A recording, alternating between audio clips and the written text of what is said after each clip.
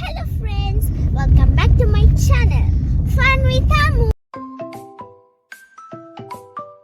കാലത്തിന് ശേഷം ഞാനൊരു വീഡിയോ ചെയ്യുകയാണ്. അപ്പോൾ ഞാൻ ഇന്നൊരു ട്രാവൽ വ്ലോഗ് ആയിട്ടാണ് വന്നിട്ടുള്ളത്. അപ്പോൾ ഞാൻ ഇന്ന് പോകാൻ പോകുന്നത് കൊല്ലൂർ മൂകാംബിക ടെമ്പിൾ.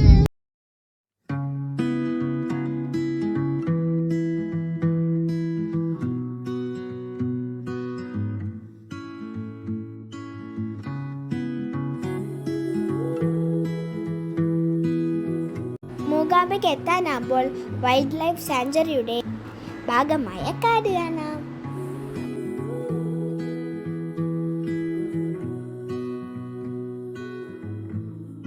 ഗേറ്റ് കഴിഞ്ഞ പാട് ലെഫ്റ്റ് സൈഡിൽ മാസ്തിക്കറ്റ് വനദുർഗ ക്ഷേത്രം കാണാം.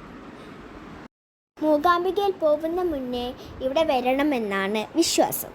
കാറിൽ വന്നത് കൊണ്ട് നമുക്കിവിടെ ആദ്യം തന്നെ വരാൻ പറ്റി. ഇവിടെ അമ്പലമായിട്ടല്ല, കാടിൻ്റെ ഉള്ളിൽ ജസ്റ്റ് ഒരു പ്രതിഷ്ഠ മാത്രമാണ്. അവിടെ കയറിപ്പോകുമ്പോൾ തന്നെ കുറേ കുട്ടിത്തൊട്ടിലുകളും മണികളും തൂക്കിയിട്ടതായി കാണാം. അത് ആളുകൾ വഴിപാടായി ദേവിക്ക് കൊടുക്കുന്നതാണ്. നല്ലൊരു ഫോറസ്റ്റിൻ്റെ കൂൾ ഫീലായിരുന്നു അവിടെ.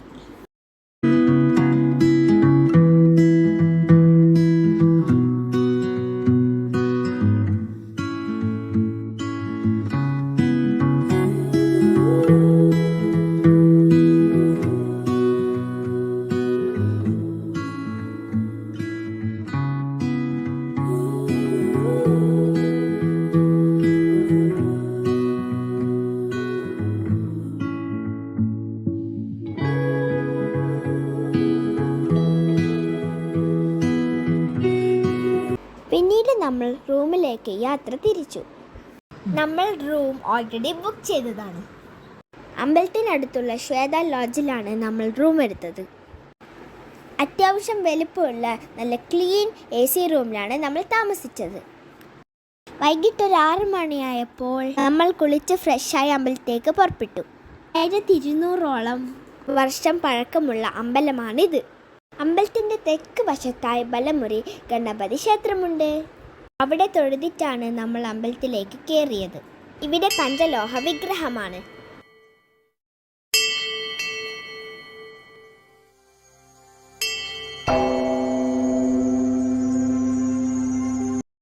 രാവിലെ 5 മണി മുതൽ ഉച്ച 1 മണി വരെയും 3 മണി മുതൽ രാത്രി 9 മണി വരെയാണ് ദർശന സമയം.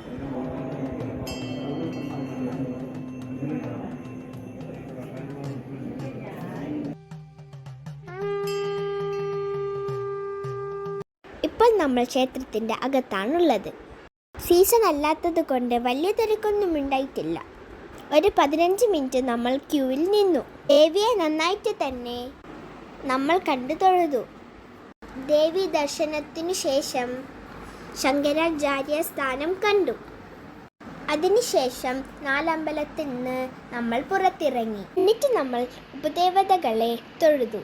പഞ്ചമുഖി ഗണപതി, ചന്ദ്രമൗലീശ്വരൻ, നഞ്ചുണ്ടേശ്വരൻ, ആഞ്ജനേയൻ, വെങ്കിട്ടരമണൻ, വീരഭദ്രൻ എന്നിവരാണ് ഉപദേവതകൾ.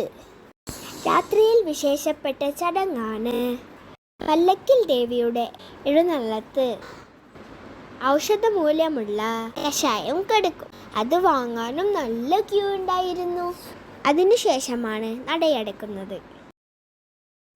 രാവിലെ 5:30 പിന്നീട് നട തുറക്കുന്നത്.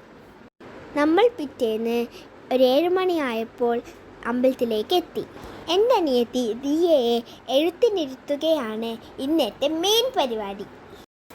അതിനു വേണ്ടി നമ്മൾ സരസ്വതി മണ്ഡപത്തിലേക്ക് പോയി. അവിടുത്തെ ചടങ്ങിന് ശേഷം നമ്മൾ ദേവിയെ ഒന്നും കൂടി തൊഴുതു.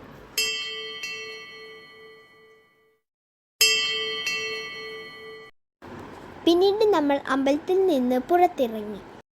എല്ലാവർക്കും ഒരുപോലെ ഇഷ്ടപ്പെട്ട നല്ലൊരു യാത്രയാണ് ഇത്. നിങ്ങൾക്കെന്താ തോന്നുന്നത് ഫ്രണ്ട്സ്?